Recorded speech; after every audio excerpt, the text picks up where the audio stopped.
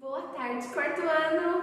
Hoje é sexta-feira, dia 18 de setembro, e eu quero que vocês peguem a apostila de História. Nós vamos trabalhar da página 11 até a página 18. E vocês sabem que nossa apostila de História tem bastante imagens, bastante leitura.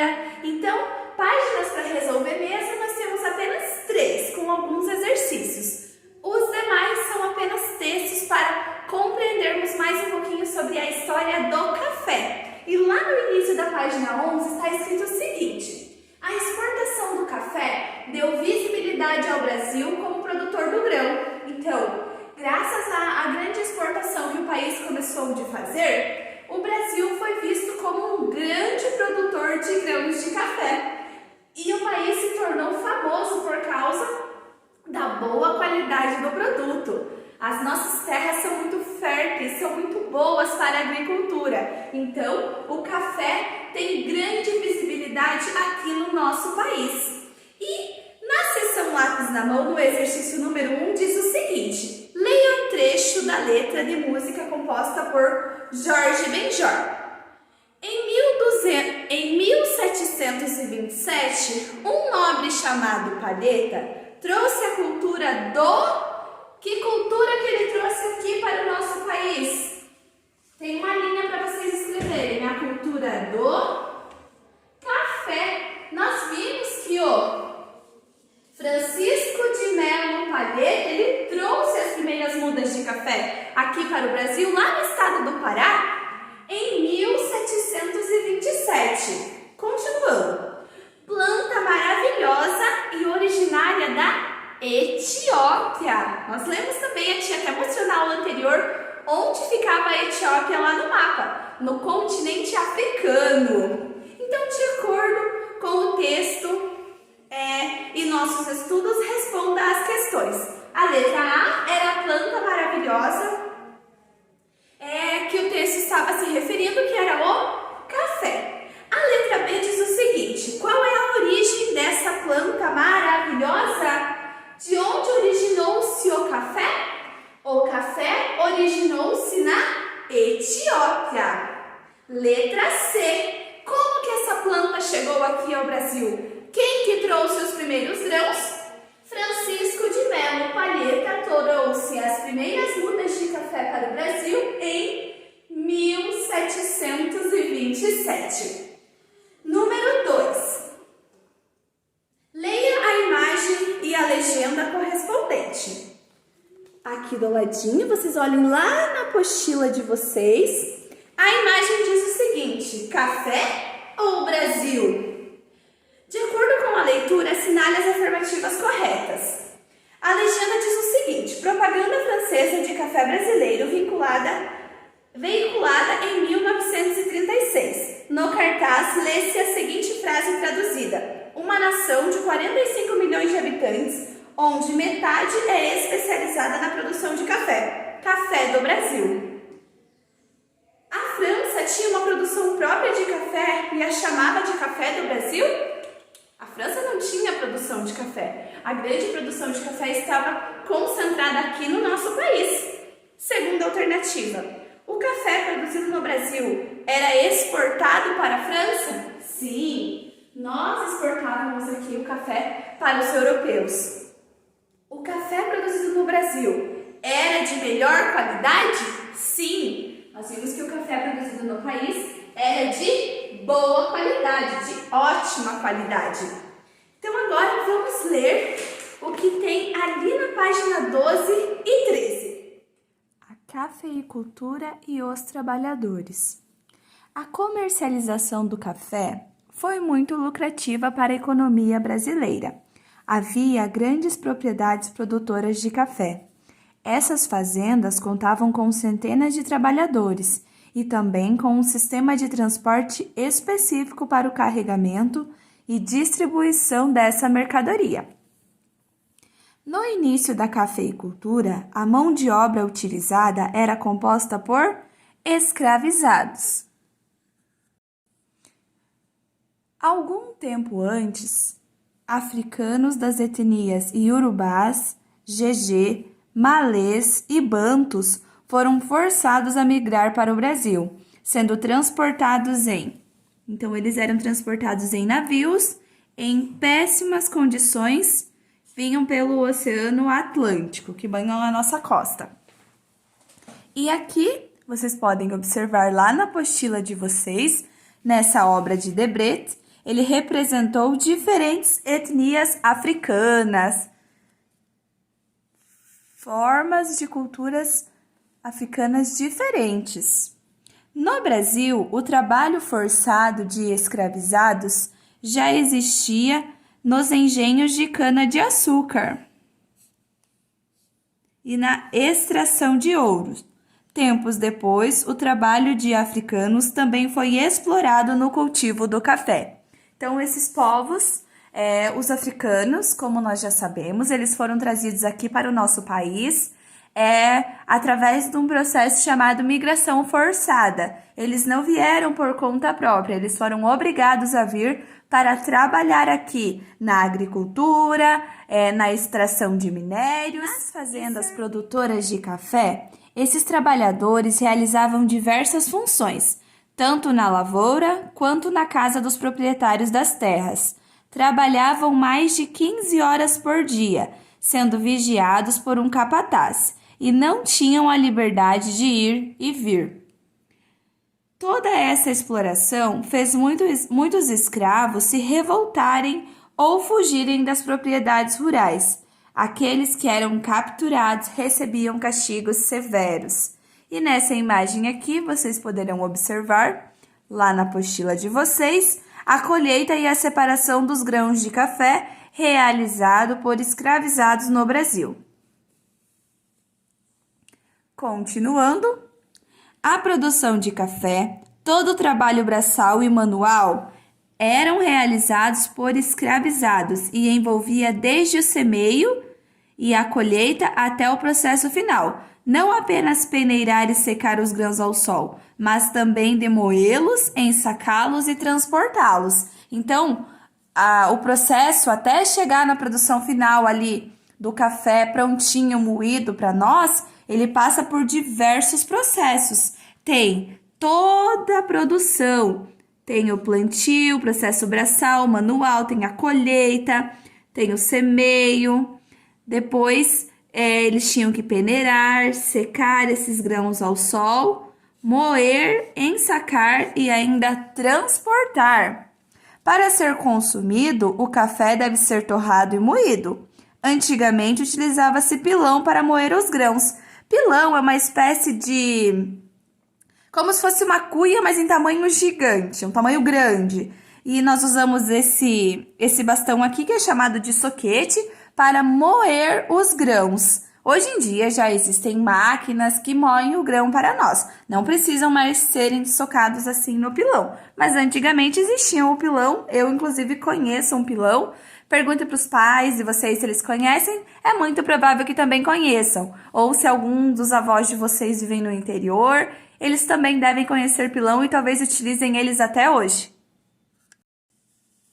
Os escravizados carregavam as sacas de café pela cidade, da estação ferroviária ao porto. Então, era um percurso muito longo. E esse trabalho braçal era muito cansativo. E conforme mostrado a seguir, marcavam o passo com um sino ou um chocalho.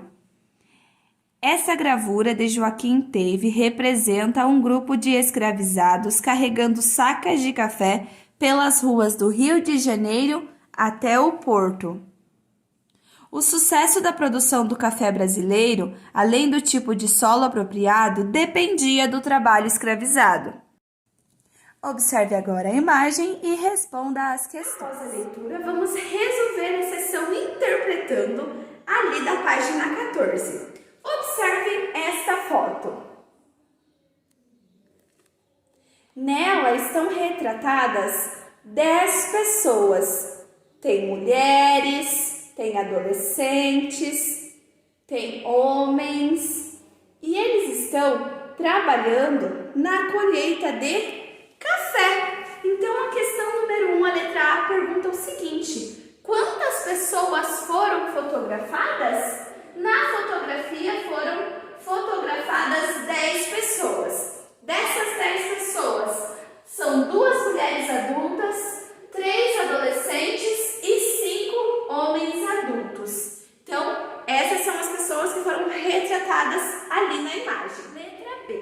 De acordo com o que você estudou, identifique o tipo de trabalho realizado pelas pessoas fotografadas. O que essas pessoas aqui estão fazendo?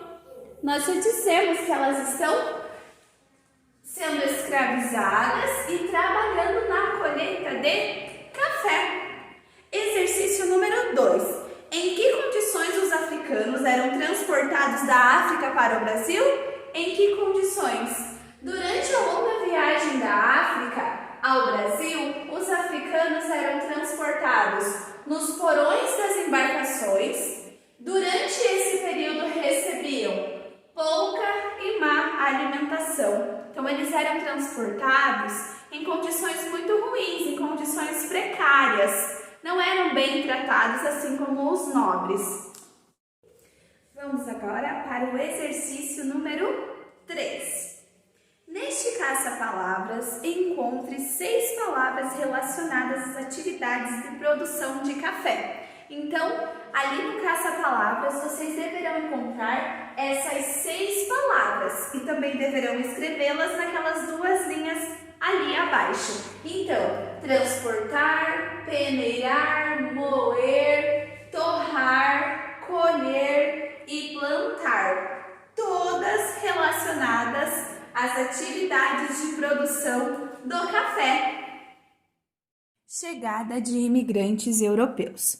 Você estudou que pessoas de diferentes lugares do mundo e por diversos motivos vieram para o Brasil. Entre o final do século XIX e início do século XX, pessoas de vários países foram incentivadas a vir trabalhar no Brasil. Naquela época eram divulgadas propagandas que prometiam terras e uma vida próspera para esses trabalhadores.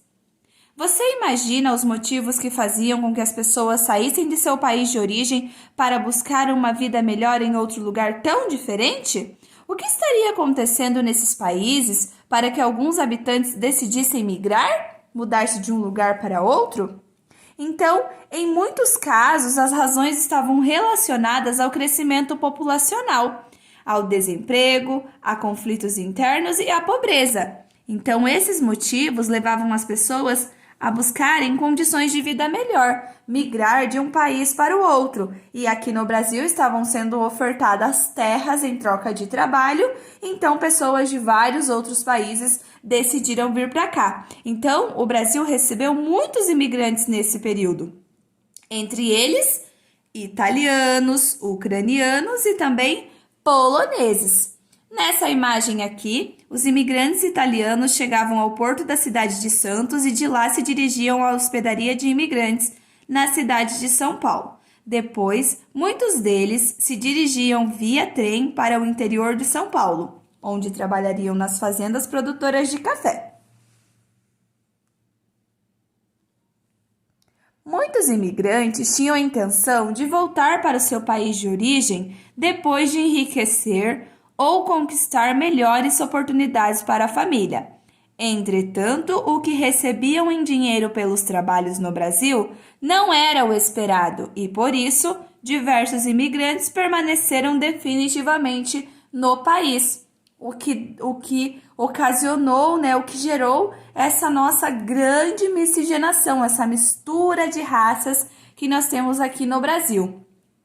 Com o fim da escravização africana, aumentou-se o número de propagandas incentivando a vinda de mão de obra europeia. Então, com o fim da escravização, com a abolição da escravatura, aumentou o número de propagandas, pois eles já não tinham mais a mão de obra escrava e precisavam de pessoas para trabalhar aqui. Então, eles faziam mais propagandas, colocando anúncios chamativos para fazer com que esses imigrantes viessem aqui para o nosso país trabalhar para eles.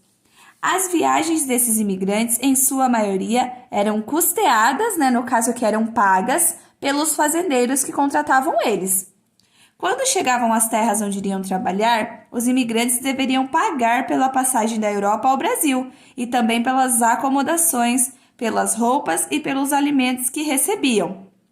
Então, mesmo que os fazendeiros queriam que eles viessem e pagavam essa passagem para eles ali no momento em que eles não tinham o dinheiro, Depois que eles chegavam aqui no Brasil, eles tinham que trabalhar e os fazendeiros cobravam o preço dessa passagem deles, assim como cobravam também acomodações, as roupas e os alimentos que recebiam. Ao migrar, as pessoas levam consigo sua cultura, isso mesmo, o modo de falar, de viver. Foi o que ocorreu com muitos imigrantes que chegaram ao Brasil. Todos eles contribuíram um pouquinho para a nossa cultura, pois cada um trouxe um pouco da sua cultura consigo, das suas tradições, dos seus modos de viver. A arquitetura, por exemplo, é uma das expressões da cultura dos imigrantes, pois demonstra como construíam suas moradias de acordo com o que conheciam no local de origem. Então, aqui, os imigrantes poloneses que se estabeleceram na região sul do Brasil, aqui onde nós moramos, né, no estado do Paraná, região sul, Santa Catarina e Rio Grande do Sul também, adaptaram seus conhecimentos de construção e criaram uma casa feita com troncos inteiros encaixados, como se fossem um tipo de quebra-cabeças, pois para cada peça de tronco existe um lugar específico de encaixe. Então, aqui tem uma reconstituição de casa usada pelos primeiros imigrantes poloneses que chegaram a Curitiba no final do século XIX. Outras características da maneira de construir na Polônia, na Holanda, na Ucrânia, na Itália e Alemanha foram incorporadas a algumas casas do sul do Brasil. Olhem que bonita essa arquitetura cheia de arabescos. Aqui em Prudentópolis, por ter muita influência polonesa, ucraniana, já vi várias casinhas como essa, com esses arabescos, com esses designs, essa arquitetura no interior de Prudentópolis. Lambrequim é um tipo de enfeite de madeira, de diferentes estilos, colocados na parte de fora dos telhados. Então, o nome desses arabescos aqui nas casas é chamado de lambrequim. Os desenhos estão relacionados ao formato do gelo pendurados nas calhas das casas durante o inverno na Europa. Os imigrantes contribuíram com sua cultura para a formação de nossa cidade. Que tal enfeitar a sala com lambrequins? Então, como nós não estamos na escola, vocês deverão destacar os lambrequins lá do material de apoio. São esses daqui. Esses lambrequins que eram colocados nas frentes das casas, pois imitavam o gelo caindo para simular lá o que acontecia nas casas na Europa. Então, vocês podem decorar esse lambrequim aqui e colocar em algum lugar aí na casa de vocês. Podem enfeitar e escolher um lugar para decorar. Quando chegavam ao Brasil, os novos trabalhadores procuravam se juntar aos grupos vindos do mesmo país e assim formaram comunidades de imigrantes. Claro, eles tentavam se juntar às pessoas que vinham do país deles, pois ali eles conheciam a cultura, eles sabiam falar o idioma, então eles já eram acostumados, eles tinham os mesmos costumes, então era mais prático para eles se juntarem a pessoas das mesmas origens, dos mesmos países. Essas comunidades geralmente estavam situadas perto de plantações, mercados ou estações de trem. Então agora, de acordo com o que nós acabamos de ler, vamos resolver os exercícios ali da página 18. Apenas 2 exercícios. Nessa fotografia foi registrado o trabalho realizado por imigrantes europeus em uma fazenda na cidade de Araraquara, no interior de São Paulo. Então, ali tem alguns trabalhadores trabalhando na colheita do café. Após ler a imagem, compare-a com a obra apresentada na página 6 e escreva 3 semelhanças que há entre essas imagens. Essa imagem aqui, meus amores, vocês voltem lá na apostila de vocês. Aqui, ó, a semelhança, 3 semelhanças que há entre essa imagem aqui da página 6, olha que imagem linda, e também essa imagem aqui. O que tem nas duas imagens? Tem mão de obra de imigrantes europeus na lavoura cafeeira, então tem trabalhadores trabalhando na colheita do café.